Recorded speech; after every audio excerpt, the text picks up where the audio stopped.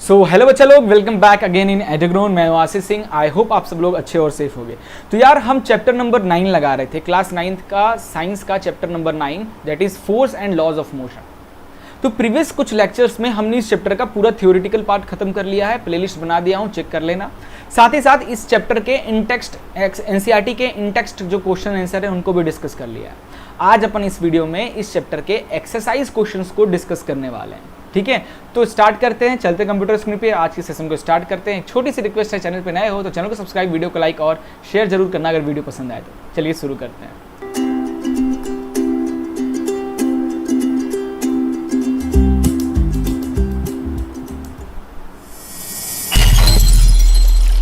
So guys, force and laws of motion chapter 9 class 9th physics NCERT exercise question and answer हम लगाने वाले हैं। यार अगर आपको इस चैप्टर का क्विक रिवीजन नोट्स चाहिए या फिर इसका एनसीईआरटी सॉल्यूशन चाहिए, इस चैप्टर से मोस्ट इंपॉर्टेंट क्वेश्चंस चाहिए या एमसीक्यू चाहिए, तो हमारी वेबसाइट पर विजिट कीजिए edogrone.in पे, डिस्क्रिप्शन में लिंक मिल जाएगा, आप चेकआउट कर सकते हो। ठीक है, सेशन चालू करते हैं आज का। पेज नंबर 128 से एक्सरसाइज स्टार्ट होता है एनसीईआरटी बुक का, और पहला क्वेश्चन आपकी स्क्रीन पे क्या कह रहा है कि an object experience a net zero external force. एक ऑब्जेक्ट है जिस पे कोई फोर्स ही नहीं लग रहा है, कह रहा है ना net zero external unbalance force, उस पर कोई भी फोर्स नहीं लग रहा है। Is it possible for the object to be travelling with a non zero velocity. यार हमारे हिसाब से मतलब अपन लोग कैसे सोचते हैं कि यार अगर किसी बॉडी पे कोई फोर्स मतलब अनबैलेंस फोर्स अगर नहीं लग रहा है, अपन पहली चीज balance and unbalance force. Balance force अगर बॉडी पे लग रहा है तो बॉडी रेस्ट में रहती है। दुनिया में चीजें जो मूव हो रही है ना बिकॉज ऑफ अनबैलेंस फोर्स, है ना, इसीलिए वो पूरा लिखा है क्वेश्चन में कि अनबैलेंस फोर्स अगर जीरो है तो यार अगर किसी बॉडी पे अनबैलेंस फोर्स जीरो है, इट मीन्स बॉडी रेस्ट में है। यही कहोगे ना आप लोग, अगर किसी बॉडी पे अनबैलेंस जो फोर्स है अगर उसकी वैल्यू जीरो है तो बॉडी रेस्ट में, यानी वेलोसिटी जीरो है, बॉडी रेस्ट में है। हाँ, ये चीज हो तो सकता है, बट क्या ये ऑलवेज हो सकता है? क्या ये ऑलवेज ऐसा हो सकता है? क्या गलत नहीं हो सकता। क्यों? एक केस और है, अगर नेट अनबैलेंस फोर्स की वैल्यू जीरो, इसका मतलब ये नहीं बॉडी रेस्ट में, हो सकता है बॉडी जो है कांस्टेंट वेलोसिटी से चल रही है, ये भी केस हो सकता है।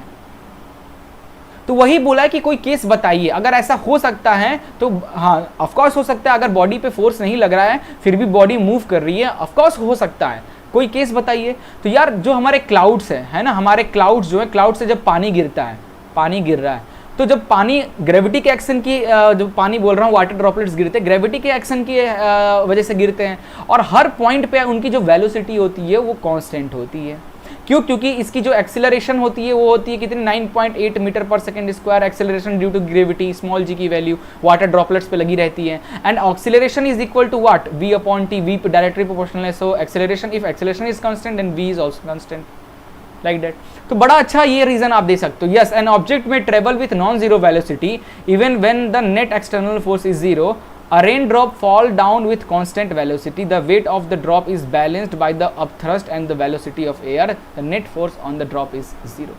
ठीक है, चलिए नेक्स्ट क्वेश्चन पे चलते हैं। अगला क्वेश्चन है, When a carpet is beaten with a stick, dust come out of it. Explain करो। तो मान लीजिए ये कारपेट, इस कारपेट के अंदर बहुत सारे डस्ट हैं। आप डस्ट निकालने के लिए आप देखे होगे अपने फैमिली में कि क्या करते हैं, वो डंडा लेते हैं, बड़ा सा डंडा कस के उस पर मारते हैं। तो उससे क्या होता है, आपका जो कारपेट है उसके अंदर आप कारपेट जो है वो मोशन में आ जाता है, और डस्ट जो पार्टिकल है उनकी टेंडेंसी है रेस्ट रहने का, यानी इनर्शिया ऑफ रेस्ट की टेंडेंसी है उसकी। और मोशन में कौन आ गया, कारपेट। तो कारपेट ऊपर नीचे कर जाएगा और जो डस्ट पार्टिकल है वहीं रह जाएंगे, क्योंकि उनकी इनर्शिया ऑफ रेस्ट की टेंडेंसी है, इस तरीके से निकलता रहता है। इसको वर्ड्स में आप ऐसे लिख सकते हो, When the carpet is beaten, it is suddenly set into motion. अचानक से कारपेट के अंदर मोशन आ जाता है। The dust particle tends to remain at rest due to inertia of rest. ठीक है, उनकी टेंडेंसी रहती है क्योंकि वो रेस्ट में ही है, क्योंकि डस्ट पार्टिकल पे तो मोशन नहीं किया आपने, तो कारपेट पे मोशन किया है। Therefore the dust come out of it. Clear है? चलिए अगला क्वेश्चन आपकी स्क्रीन पे है, that is why is it advice to tie any luggage kept on the roof of bus. आप पुराने ज़माने के जो बस आपने देखे होंगे, है ना, पुराने ज़माने के बस इस तरीके से लगेज ऊपर रहता है, लगेज रखने के लिए रहता है ना। इसमें हम क्या करते हैं, लगेज इस तरीके से रखे रहते हैं। तो हम क्या ये कह रहा है कि क्यों कहा जाता है कि अगर बस वगैरह के ऊपर जब लगेज रखो तो उसको अच्छी तरीके से टाइट रस्सी से बांध के रखना है। टाई करके अच्छे से रखना है। क्यों कहते हैं, इस जब हमारी बस अचानक से स्टार्ट होती है, रेस्ट में से मोशन में आती है, देन एक इस पे बैकवर्ड फोर्स लगता है, ठीक है, बैक पे, बिकॉज इनर्सिया ऑफ रेस्ट रहने का टेंडेंसी है, और जो बस है वो मोशन में आ गया तो, और अचानक से जब बस रुक जाती है, मोशन से रेस्ट में आ जाती है, देन अगेन इसमें आगे की तरफ फोर्स लगता है। तो इसकी वजह से क्या हो सकता है, आपका बैग जो है उचक के नीचे आ सकता है ना। तो इसको रोकने के लिए ही अपन टाई करके रखते हैं। वही लिखा है ना, बस start suddenly, the lower part of the luggage kept on the roof being in contact with the bus begin to move forward with speed of bus, but the upper part of tends to remain at rest due to inertia of rest. Therefore, the upper part of left behind and hence luggage fall backward. So it is advised to tie the luggage kept on the roof of the bus with rope. ठीक है, चलिए अगला question देखिए आपके screen पे है, a batsman hit a cricket ball when then roll on a level ground. After covering a short distance, the ball come to rest. The ball slow to a stop because the batsman did not hit the ball hard enough. Velocity is proportional to force exerted on ball. There is a force on the ball opposing the motion, or there is no unbalanced force. ध्यान से पढ़िए, a batsman hit a cricket ball which the roll on the level ground. एक batsman है ना, उसने bat से एक ball को हिट किया जिसकी वजह से बॉल क्या कर रहा है, जमीन पे रोल होते हुए आगे जा रहा है। आफ्टर कवरिंग शॉर्ट डिस्टेंस, कुछ दूरी तय करने के बाद द बॉल जो है वो रेस्ट में आ जाता है, बॉल जो है वो रेस्ट में आ जाता है। The ball slow to stop because, ball क्यों रुकता है भाई, बॉल क्यों थोड़ी दूर चल के फिर रुक जाता है, क्या ऑप्शन दो, the batsman did not hit the ball hard enough. ऐसा कुछ नहीं है भाई, कितने भी दम से लगाए कुछ दूर में जाकर रुकना ही रुकना है ना, भले थोड़ा डिस्टेंस ज़्यादा हो जाएगा, रुकना तो है ही उसको। Velocity is proportional to force exerted on the ball. There is force on the ball opposing the motion, yes, frictional force. जमीन और बॉल के बीच में, जब तक बॉल की फोर्स फ्रिक्शन फोर्स से ज़्यादा है, बॉल की फोर्स फ्रिक्शन फोर्स से ज़्यादा है, तब तक बॉल आगे बढ़ता जाएगा। जहाँ फ्रिक्शन फोर्स ओवरकम हुआ, ज़्यादा हुआ, देन बॉल वहीं पे रुक जाएगा। ये चीज़ अपन पढ़ चुके हैं। The ball slow down and come to rest due to opposing force of air resistance और friction force on the ball opposing its motion. Therefore the choice C is the right answer. Clear हो गया? चलिए अगला question देखते हैं। A truck start from rest, एक truck है जो रेस्ट से स्टार्ट हो रहा है, यानी उसकी इनिशियल वेलोसिटी यू की वैल्यू हो गई 0, and roll down a hill with a constant acceleration. Okay, it travel a distance 400 metre, distance travel किया उसने, डिस्टेंस को एस से लिखते हैं ना अपन इस चैप्टर में, डिस्टेंस ट्रैवल किया कितना, 400 मीटर इन 20 सेकेंड, टाइम दिया हुआ है 20 seconds. Find its acceleration find करना है। Find the force acting on it, force find करना है। इफ मास इज, मास दिया है 7 metric ton, where 1 metric ton is 1000 kg। बहुत आसान क्वेश्चन है। कैसे, आपको पता है, आप सबसे पहले तो एक्सेलरेशन निकाल लो, है ना, कैसे निकालोगे ध्यान से देखो। हाँ, इनिशियल वेलोसिटी यू की वैल्यू 0 आ चुका है, डिस्टेंस ट्रेवल 400 मीटर है, टाइम लग रहा है 20 सेकेंड। तो आपके पास जो मोशन का इक्वेशन है, न्यूटन का इक्वेशन नहीं, सेकेंड मोशन सेकेंड इक्वेशन जो है, that is s is equal to u t plus half a t square, इसका यूज कीजिए। वेयर एस की वैल्यू 400, यू टी, यू की वैल्यू 0 तो टी भी 0 हो जाएगा, तो पूरा हो गया 0। हाफ एक्सेलरेशन पता नहीं है हमें, टाइम है 20 तो 20 का स्क्वायर, यहाँ से आपको बड़े आराम से एक्सेलरेशन मिल जाएगा, date is 2 metre per second square, है ना। अच्छा, बहुत बच्चों को देखो, मीटर पर सेकंड को ऐसे भी लिखा जाता है और पर सेकंड स्क्वायर को, और इसको ऐसे, जब ऊपर कभी भी नीचे वाला टर्म जब ऊपर जाता है तो माइनस साइन आ जाता है, ऐसे भी लिखा जाता है, तो कंफ्यूज मत होना। नाउ अब मास दिया है, फोर्स निकालना, तो force is equal to mass into acceleration निकाल चुके हैं, फोर्स मास की वैल्यू पुट करना है, फोर्स मिल जाएगा। तो मास है मेट्रिक टन में, यार इसको केजी में कन्वर्ट करो, क्योंकि फोर्स की केजी से ही न्यूटन आता है ना। तो 1 मेट्रिक टन में 1000 kg, ये तो बता दिया है, एग्जाम में नहीं आएगा इसलिए याद कर लेना।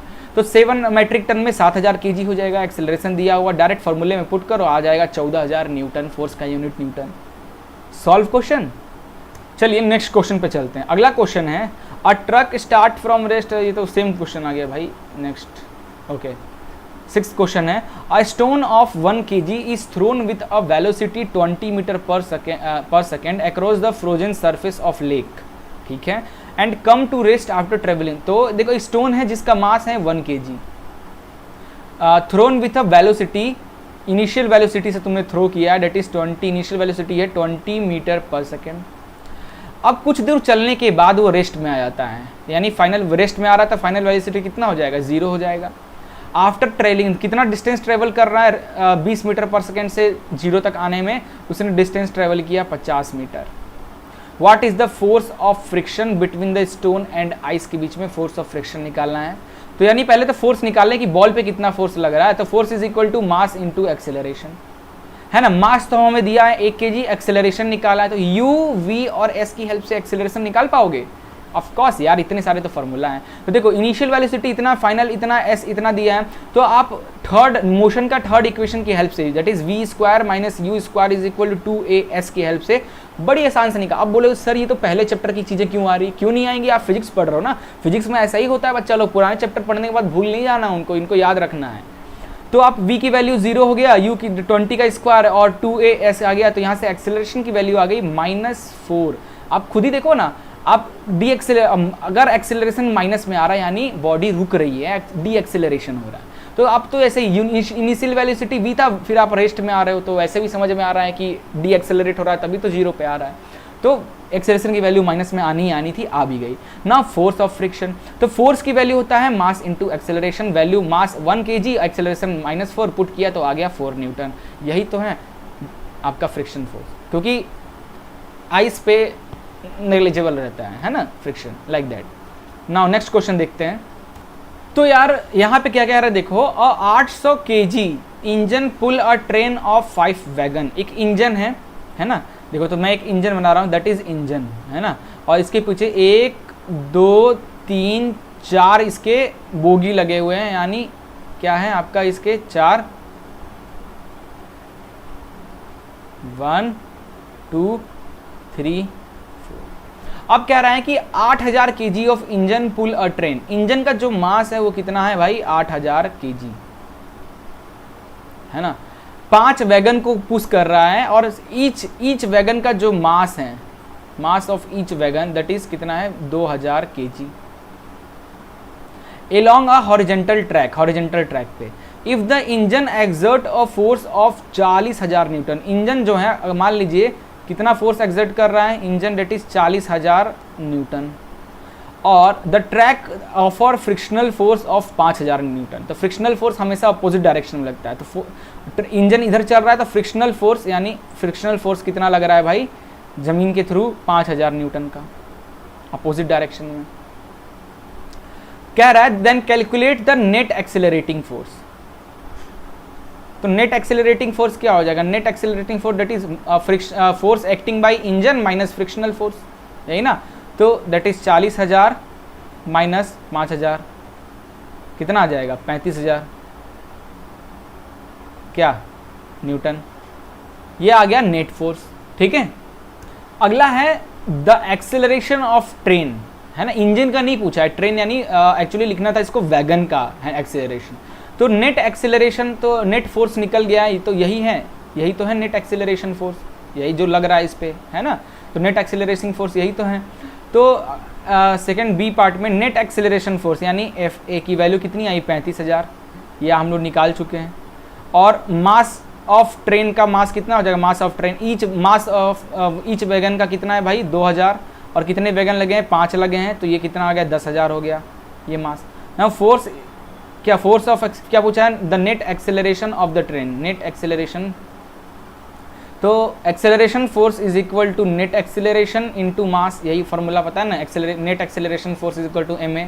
तो यहाँ से acceleration is equal to net acceleration force upon mass which is equal to 35,000 divided by 1000, है ना। 5 to the 10 10,000 आएगा ना यार, ये 3 कट गया, ये आ गया आपका लगभग 3.5 metre per second square net accelerating force. अब कह रहा है the force of wagon 1 on wagon 2, wagon 1 पे वैगन 2 के थ्रू कितना फोर्स लग रहा है ये पूछ रहा है। अब फोर्स 1 पे कितना लग रहा है, तो अपन एक काम करते हैं, mass of all wagon 4 except 1 is, ठीक है, कितना हो जाएगा भाई, कितना हो जाएगा, दैट इज 1 2 3 हो गया ना, सॉरी 4, 1 2 3 4 5 वैगन लगा हुआ है ना यार, 5 वैगन लगा हुआ है ना।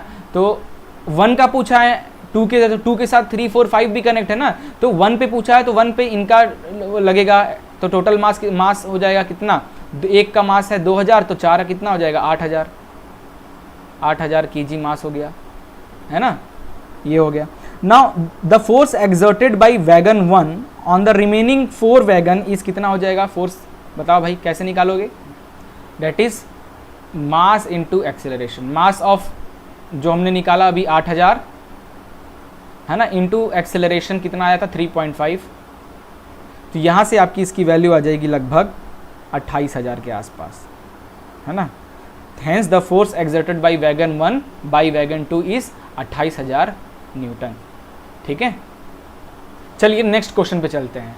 कह रहा है कि एन ऑटोमोबाइल व्हीकल हैज मास, तो मास दिया हुआ कितना 1500 kg, ठीक है, मास दिया हुआ है। What must be the force between the vehicle and road if the vehicle is to be stopped with negative acceleration इतना, तो नेगेटिव एक्सेलरेशन यानी एक्सेलरेशन माइनस में आएगा, यानी डी एक्सेलरेशन हो रहा है, एक्सेलरेशन इतना दिया हुआ है, तो कैसे किया जाएगा। What must be force acting on vehicle, है ना, व्हीकल जो है और जमीन के बीच में जो फोर्स लग रहा है वो पूछ रहा है। तो मास ऑफ ऑटोमोबाइल कितना हो गया आपका 1500 kg हो गया, क्लियर है। नाउ लास्ट में क्या बोल रहा है, द फोर्स ऑफ क्या बोल रहा है, what must be the force between the vehicle and road if the vehicle is to be stop, vehicle को रुकना है, तो फाइनल वेलोसिटी तो जीरो है, रुक रही है ना, तो यही रहे final velocity zero, finally the automobile stop हो रहा है। एक्सेलरेशन की वैल्यू ये है। Now from Newton second law of motion force is equal to mass into acceleration होता है, मास दे रखा है, ठीक है, एक्सेलरेशन दे रखा है, तो इससे हमें निकल गया फोर्स, ठीक है, ये लग रहा है। Hence the force between the automobile and the road is minus 2550 newton in the direction opposite to the motion of automobile. अगर ऑटोमोबाइल का मोशन इस डायरेक्शन में हो रहा है ना, तो फ्रिक्शन इसके अपोजिट में लगेगा, ये हमने पता है, जिसकी वैल्यू आ रही है -2550, ठीक है। नाइन्थ क्वेश्चन देखते हैं, बहुत आसान क्वेश्चन है। What is the momentum of an object of mass m moving with velocity v। तो मोमेंटम का फॉर्मूला क्या होता है, momentum is equal to mass into velocity, यही तो होता है। तो कौन सा ऑप्शन सही है इसमें से, ए बी, ऑप्शन डी आपका ये सही है, ठीक है। आगे चलते हैं, 10th क्वेश्चन है, using a horizontal force of 200 Newton, ठीक है, फोर्स कितना लग रहा है भाई, फोर्स दे रखा है 200 न्यूटन का। We intend to move a wooden cabinet across a floor at a constant velocity, okay, what is the friction force that we exerted on the cabinet. तो देखो यार, ये चीज़ मैं बड़ी अच्छे से आपको समझाया था थ्योरी में। मान लीजिए जैसे कि ये हमारा ये एक सरफेस है और इसके ऊपर एक कैबिनेट रखा हुआ है, तो एक बंदा खड़ा है और इस बंदे ने इधर पे मान लीजिए इस जमीन और मास पे डिपेंड करता है फ्रिक्शन इसका, तो इस बॉक्स की मास की वजह से जमीन सरफेस और बॉक्स के बीच का जो फ्रिक्शनल फोर्स की वैल्यू मान लेते हैं कितना है, 200 न्यूटन है। अब ये बंदा अगर 50 न्यूटन लगाएगा इस डायरेक्शन में, तो क्या ये मूव होगा, बिल्कुल नहीं होगा। 100 न्यूटन लगाएगा तो मूव होगा, बिल्कुल नहीं होगा। 150 न्यूटन लगाएगा तो मूव होगा, बिल्कुल नहीं होगा, क्योंकि इधर तो 200 लग रहा है ना, तो आप कैसे इतने में हिला लोगे। तो जैसे ये बंदा ने 200 न्यूटन लगाया, तो ये फ्रिक्शनल फोर्स और आप जो फोर्स लगा रहे हो दोनों इक्वल हो जाएगा। इन दैट केस जो आपका बॉक्स है वो एक कांस्टेंट वेलोसिटी से मूव कर रहा होगा, है ना। अगर आप इसको और एक्सटेंड करके 300 न्यूटन कर दोगे, देन आपका जो फोर्स है वो ज़्यादा हो गया फ्रिक्शनल फोर्स से, इन दैट केस वेलोसिटी भी इंक्रीज हो जाएगी उसकी। But if f is equal to आपका f, then velocity will be constant, ठीक, ऑफ दैट कैबिनेट, ठीक है। सो गाइज आज के लिए बस इतना ही, है ना। 10 क्वेश्चन मैंने करा दिया, इसकी प्रैक्टिस आप लोग अच्छे से कर लो। बाकी के जो बचे हुए 8 क्वेश्चन हैं वो मैं नेक्स्ट वीडियो में बता दूंगा, ठीक है, नहीं तो वो वीडियो बहुत ज़्यादा लेंदी हो जाता है, इसलिए मैंने इसको अलग अलग कर दिया है, ठीक है। मिलते हैं नेक्स्ट वीडियो में, तब तक के लिए goodbye, take care and जय हिंद।